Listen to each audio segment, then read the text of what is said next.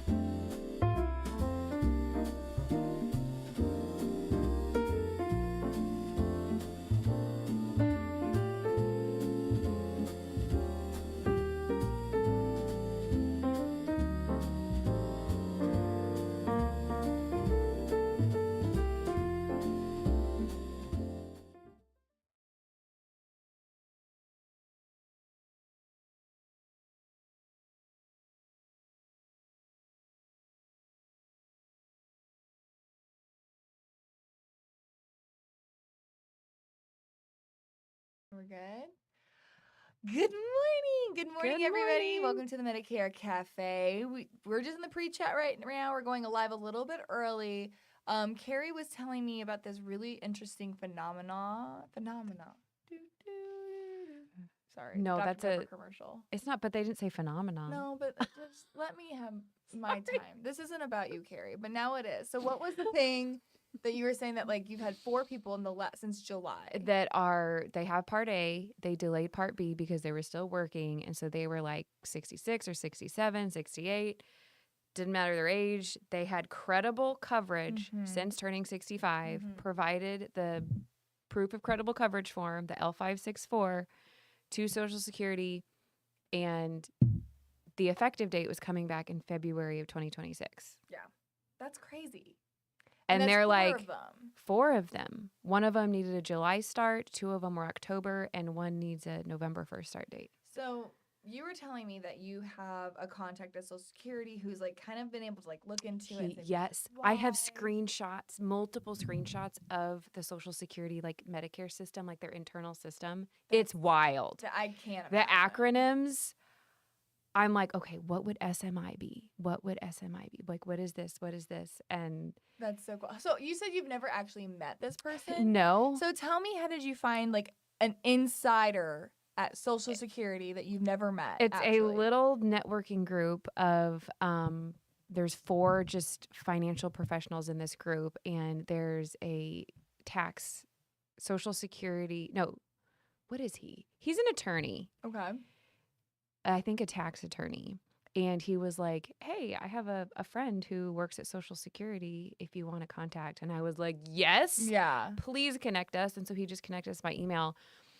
And I immediately was like, I'm going to try to only reach out to you for emergencies. Well, like every month there's like everything's an emergency. There's an emergency. Talking about healthcare, as we know, thanks to the last few weeks and months leading up to AEP, everything's an emergency right now. He has helped me with like, and every time he's just like, here's the problem. The person who intook this form should have done this.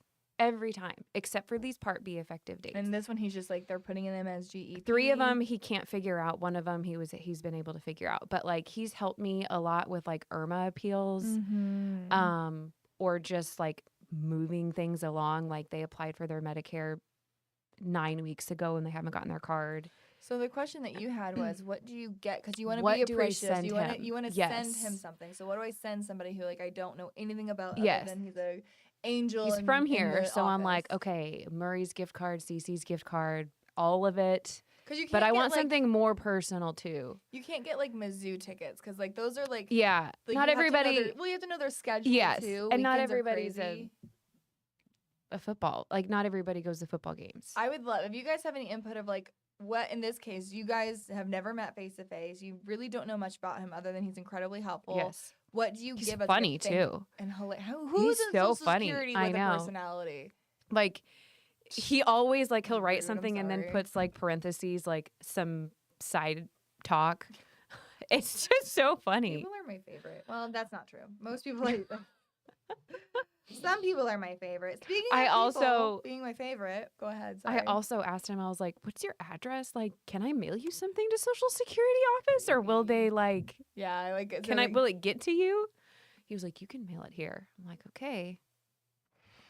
I hope so. Not that I need your personal address, but I kind of do. In the meantime, if you guys do, again, speaking of favorite people, just so you guys know, this is my phone number. You can text me at any time. It is my real number. If you're watching the show live, text me live. We will interact and respond during the show. Or if you don't want to text me because maybe you just don't want to be my friend, we do have the live chat option as well. Before we get, because today's a shortened version, so I want to be really mindful of time. We are doing What's Brewing throughout AEP. What What's Brewing is basically like a really shortened version.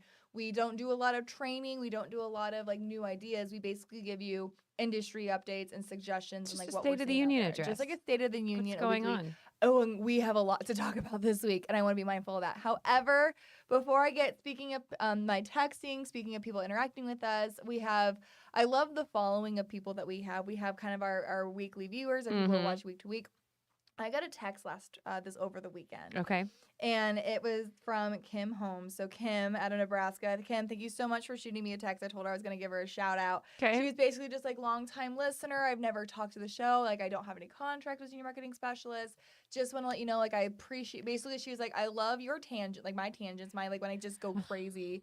And she's like, because I'm the same way. She's like, but I run my agency just like Kari runs hers. With, Oh my like, gosh. seminars and things like that. She Yeah. was asking me questions about some of the updates we're going to talk about today and what we're going to do. And I texted her back. It was my mom's 65th birthday was Friday. So we were celebrating her birthday and stuff. And I was just like, I promise I'm going to get back to you. I'm celebrating. She's like, oh my gosh, I didn't expect an answer. So That's thank you, so Kim. fun. I'll have you read some of the text messages Yeah. because she is our people. She loves the show, watches it every week. That's really special. appreciates your Don't insight you just love in my squirrel-like behavior. I just love when people take Which is the like a direct time, quote.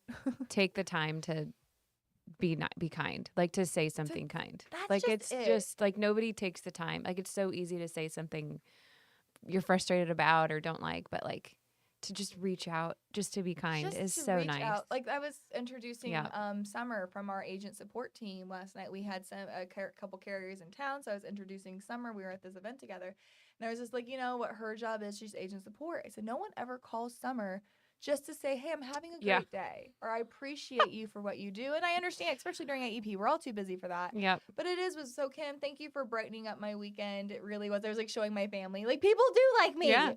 So we had a great time. But again, if you do want to text the show, please do so. We really appreciate you guys. Good morning. Really appreciate you guys. Let's get into the dirty details of what today is, which again, industry updates, what's going on. So what I'm going to do, I'm going to go through all the updates that you need me to aware of. Tomorrow is AEP. Tomorrow is it. We're done. Mm-hmm. Tomorrow, Kari wakes up at 6 a.m. and starts building Girl, I've been spreadsheets. waking up at 4 for the last 14 days. She's going to wake up at 3:45. Probably. And start building her spreadsheets tomorrow morning. Spreadsheets are already built. I thought you said October 15th. Like you wait, like your first day, October 15th, you're looking at spreadsheets. Oh, I've going already over been things. doing that though. Kari, look I've at already been doing you're that. ahead of your own game. Oh my gosh. If you could see how much of my spreadsheet is green. Oh, it's so wonderful. I'm happy that most of your spreadsheet. What does that mean? That I mean, not most. Not most. so- Green but there means is like green. Like they're yes. good. They're gonna stay on the same plan. yes, no change. Like they're Okay. good. We've connected on some level. Well, let's talk about some of the reds then. 'Kay. So we did get some pretty significant updates. One of which we'll just talk about at Humana, pulling commissions on PDP. Not a big deal. I have a new deadline. Instead of December 7th, I'm going to try to get my PDPs done by November 8th. Okay, I know, November that's what I'm 8th. saying. Okay. I'm You said just December moving up. 7th, so I'm like, instead of December 7th is now November 8th. Yes. Okay. Because I have a lot of people I want to move to Humana. There's a lot. So I'm going to get them all in before November. Yeah. So And that I get paid for my work. I do know, so everybody knows, Humana did pull prescription drug plan commissions, and they also suppress the plans. Why do both? It's so that way most non-commissionable PDPs, because the only commissionable plan left is Cigna. So, and the rest of them you can sell on third-party platforms like Integrity Connect. Humana, you will not be able to sell on Integrity Connect after November 8th. So it's actually probably, after November 8th, you will not be able to sell it, period, even though it's non-commissionable. So anything, and it's going by, obviously, by signature date. So if you're going to write Humana PDP, go ahead and write it up until the 8th. If it's dated pre that, you're going to get commissions. Your agent of record, you can use it, write it using a third-party platform. But Humana did not make that lightly. And why like the 8th? I'm pretty sure it's because they have to let you know 30 days in advance. So like why November 8th? That's a weird day. It's because the contract states 30 days in advance. So keeping that in mind, very exciting.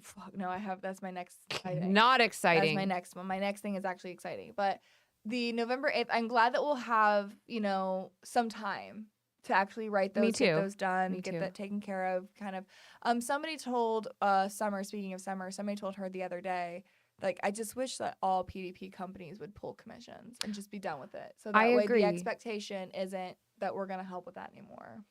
I agree, because it's a very defeating feeling. Like, I have never felt in my job, my 6 years of doing this, I've never felt like defeated. And I don't know, something about Humana, like I felt defeated. Yeah. It's because kind of just like the last straw. It is. Well, just like being so MedSup heavy and hearing over and over from my clients of how grateful they are that I help with their drugs. I can't look them in the face and say, you're on your own for your drugs. Well, I just can't do that. I do. I want to get through the updates. And so it just sucks. Like, it's just a defeating feeling. I want to come back to that PDP, that conversation. Waking up at 3:45 to not get paid. Waking up at 3:45 to get, but keep in mind, like, day I agree after with day. you. You tell me which way you want me to sell you, and I will sell you help with the PDP. Yep. I will sell you to not help with the PDP. Yep. You tell me, I can justify either side. But Kari, to be fair, you just spent the morning talking about you're helping people enroll into Part B and helping people enroll into True, and I don't get paid for doing that. You don't get paid for that. You don't get paid to help people enroll in Medicare. You don't get paid to help them with Part B. You don't get paid to help them with their IRMA. So you're already doing things that you're not getting paid for, but one, it's a service to your clients. Right. And it is something that helps you that's why you get referrals. That's why you get people. For sure. The only reason why it hurts so much with Part D is because it's the first time we're not going to get paid for it. Yeah. You know what I mean? And it's not like the commissions were doing much for us. Obviously, the bulk of it. Right. When you have hundreds of clients, it adds up. It adds up for sure. But I want to get into Part D solutions at the end. Maybe keep them wanting more, right? Okay. So let's get into some more of the updates. So obviously, Humana, write them until 11/8. You cannot write that period after that. The only way to write it is to go to Humana's website or to go to Medicare.gov. And it is an interesting move. That's the one thing I don't like about this. It is an interesting move to make it available on Medicare.gov, but not on any other platform. Interesting. Yeah. So, but they're one of the only Part D plans that are truly suppressed. Okay. So just keep that in mind. That does affect the ability to enroll it on platforms like Integrity Connect. Yeah. Let's get into What's the one you're excited about? I could handle some good news. Exciting is a strong word. I set that up poorly. I'm gonna overpromise and fail to deliver. So what we do know is that over the weekend, a lot of the organizations like NABIP, NAFA, a couple of those broker emphases of the people who are fighting for us in D.C. Put together a letter to CMS addressing Dr. Oz, basically bringing attention to this has gotten out of hand. Carriers losing their commissions, PDPs, skyrocketing prices, as well as losing, the ability for agents to actually help with enrollments, things like that. So they wrote out a letter basically calling for action and calling for these are the things that we recommend. And it was talking about agent or consumers. It was talking about the rising prices that consumers are seeing due to the Inflation Reduction Act and things like that. But the solutions that they called upon were things like you cannot change commissions after October 1st. You cannot getting rid of the 48-hour scope of appointment, getting rid of call recording. So I'm not understanding how their solutions are correlating to the pricing hikes and things like that. But it was a really well done letter and should be, we should see something come from that. But again, just knowing that those organizations are reacting and writing strongly worded letters. So where do you see us 3 years from now? Like, do you think PDPs will... Wow.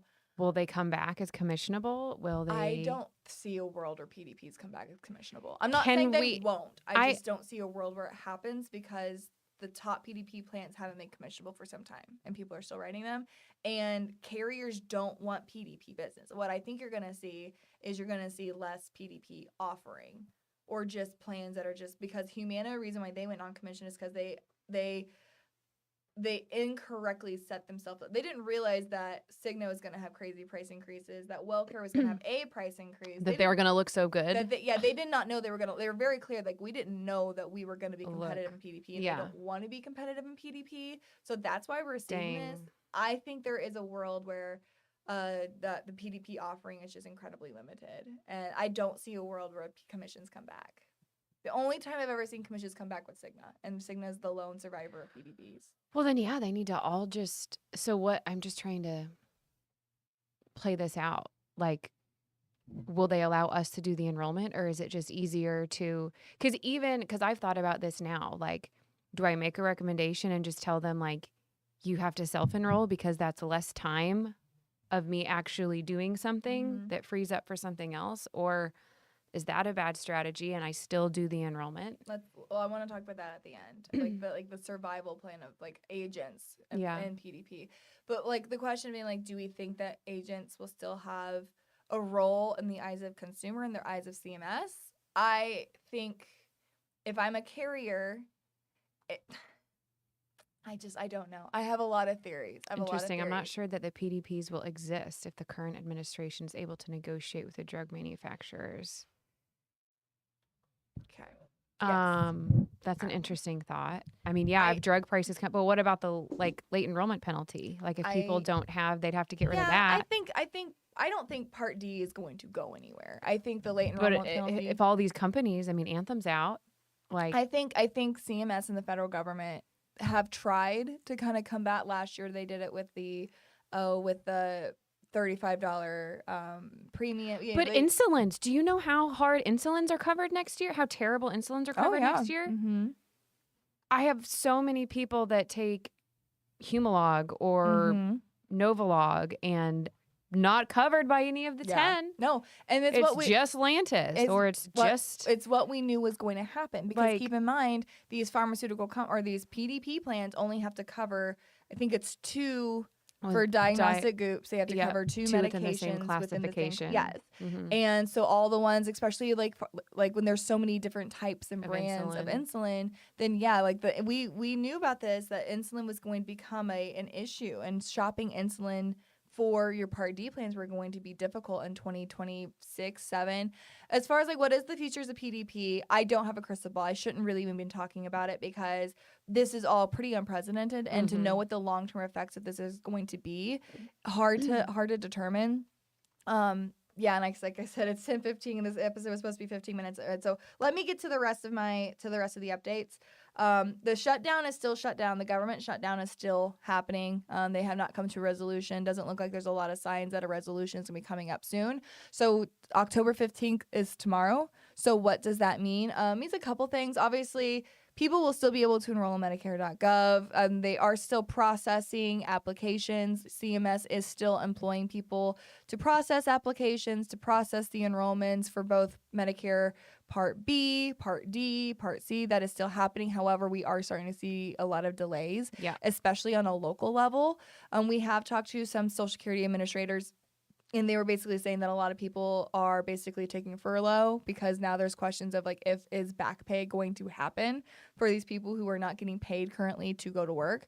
So they're saying a lot of people are on the local office level are either taking furlough or they're just not going to the work because again, there has been questions of if back pay is happening.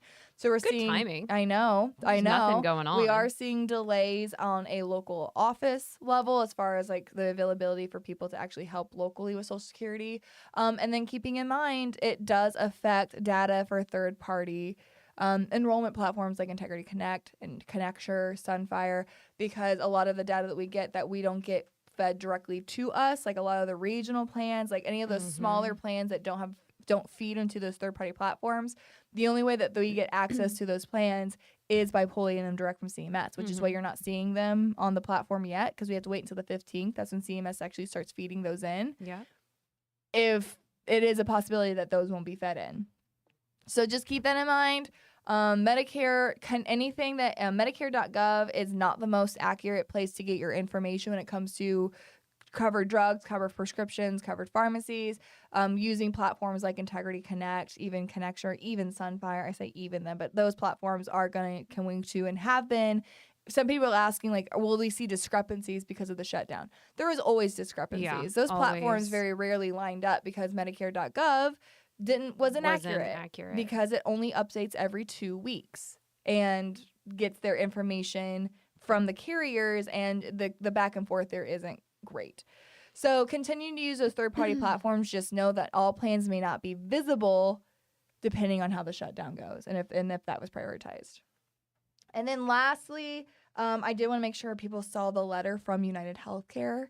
United Healthcare sent out an email yesterday that they will be notifying clients. This is very important. I'm not even sure if I'm supposed to be talking about this yet. Notifying what? So they're going to be notifying Medicare stuff. This is just between friends, just secrets between friends, because I'm not sure I'm supposed to tell this, but it's important. Okay.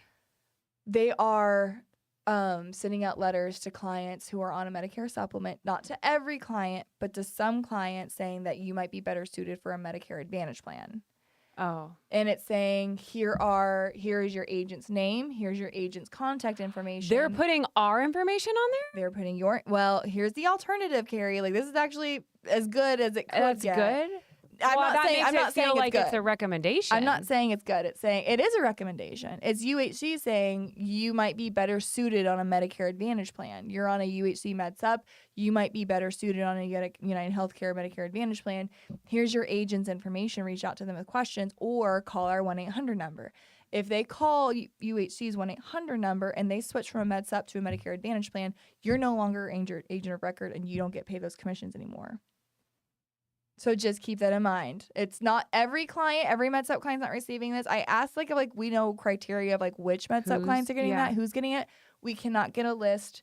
We don't know who. It's just if the data shows that client is better suited for an MA plan. So I that's the extent of what I know. So what if they have a lot of claims? They're trying to get them off? I would love to tell you. I have no idea.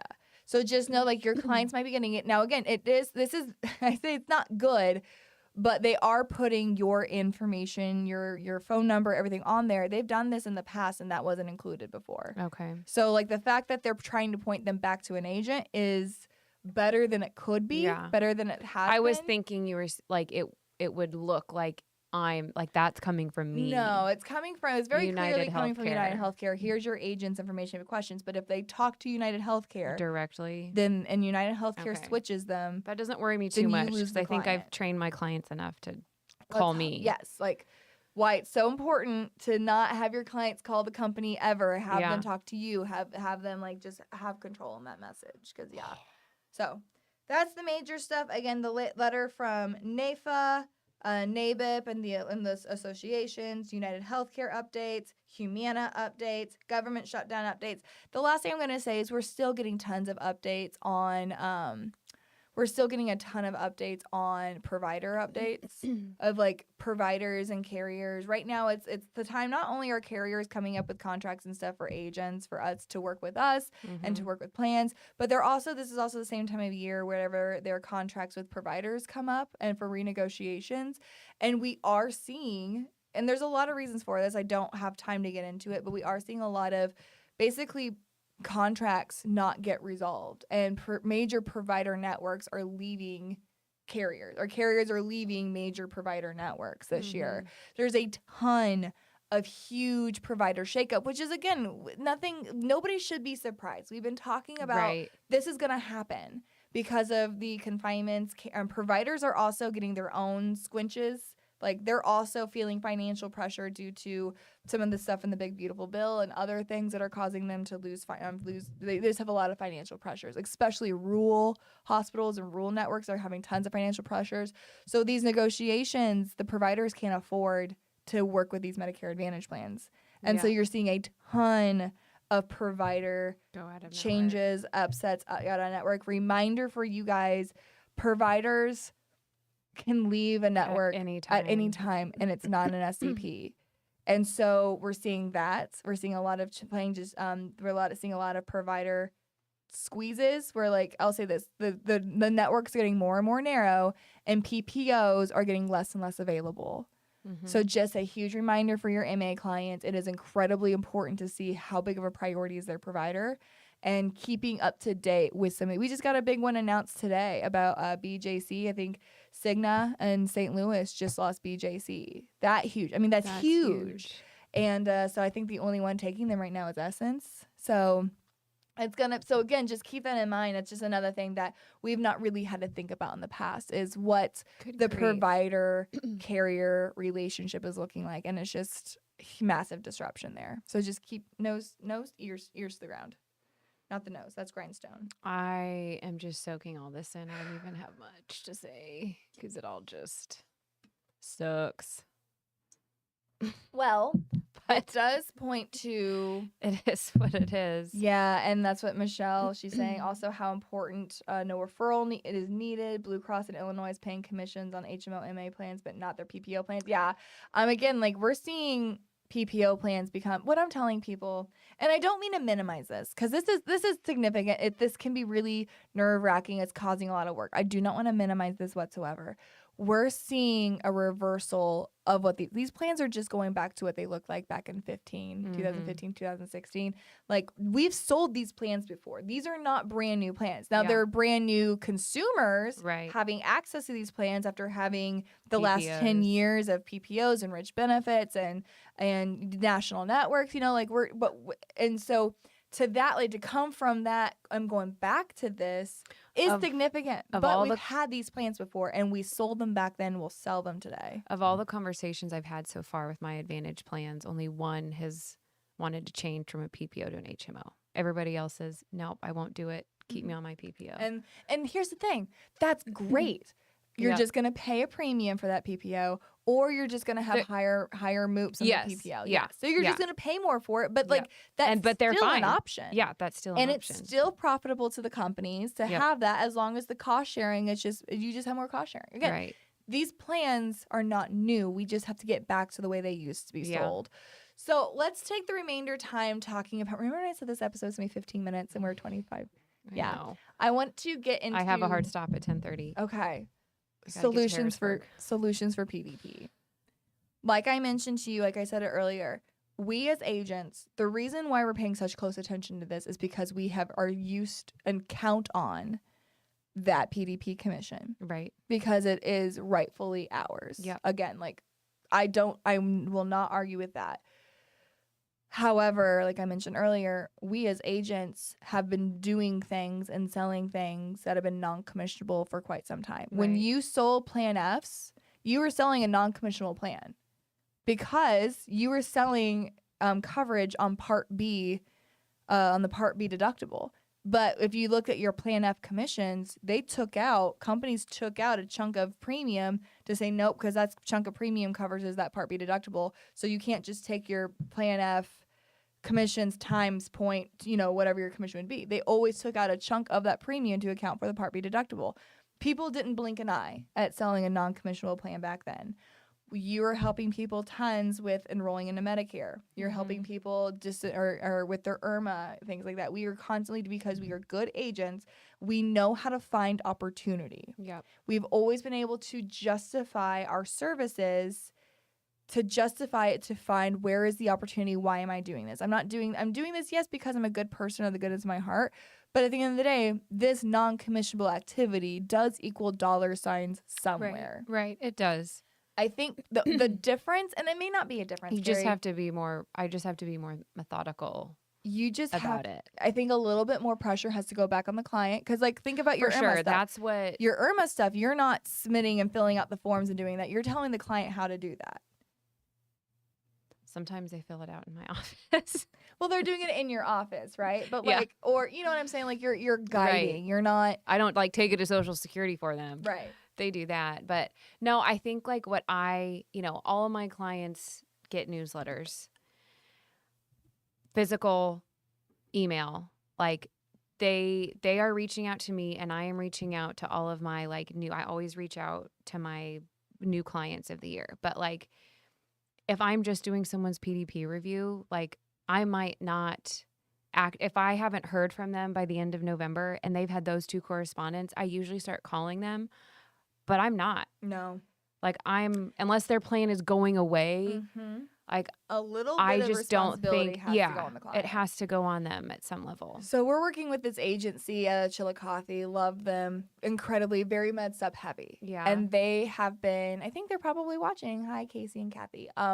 But what they're doing this year, and I support it, and I think it's the right move, is they're saying if you, the client, they're still going to have their clients that they're going to take care of because they're in their 80s or in their 90s. They love them, and that's their business. That's their choice. But they're saying if you are not willing to sync your profile to our plan, to our Medicare center, if you're not willing to do the sync process and update your drug list, we will not help you with your Part D. We are happy to help you with your prescriptions. We are happy to help you with your Part D. But if you are unwilling to use this technology and do your side of it, then you need to find another agent to help you with it. We're unwilling to. We just simply cannot help you with that. And so what they're doing is kind of what we talked about, is leveraging the technology. Yeah. And so, like, again, it is AEP, it sucks. But, like, at the second half of AEP or at night, whenever they're kind of, getting ready for the next day, things like that, then they're going through and texting or emailing saying, like, oh, here's Jim Bob. Here's Jim Bob's drug list. Let me run the quote. Okay, let me email you. Here's the app you need to have. Text it or email it. Turn it in. So they're still helping and still guiding, saying this is the plan you need to use, but they're not using appointment time. Yeah. They're using downtime. They're not using appointment time to handle those enrollments. The other option that you have, we have 1 more minute. The other option that you have is during those PDP appointments. If you're only selling a PDP plan, you are losing money, quite literally. Yeah. So you need to, if you haven't done it to this point, then I don't know how to help you. If you're unwilling to make a change in this, you have to cross sell at your PDP appointments.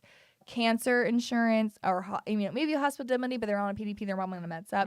If you're not selling a cancer insurance, a dental policy, if you're not selling another policy at that PDP appointment, you are losing time. You are losing dollars.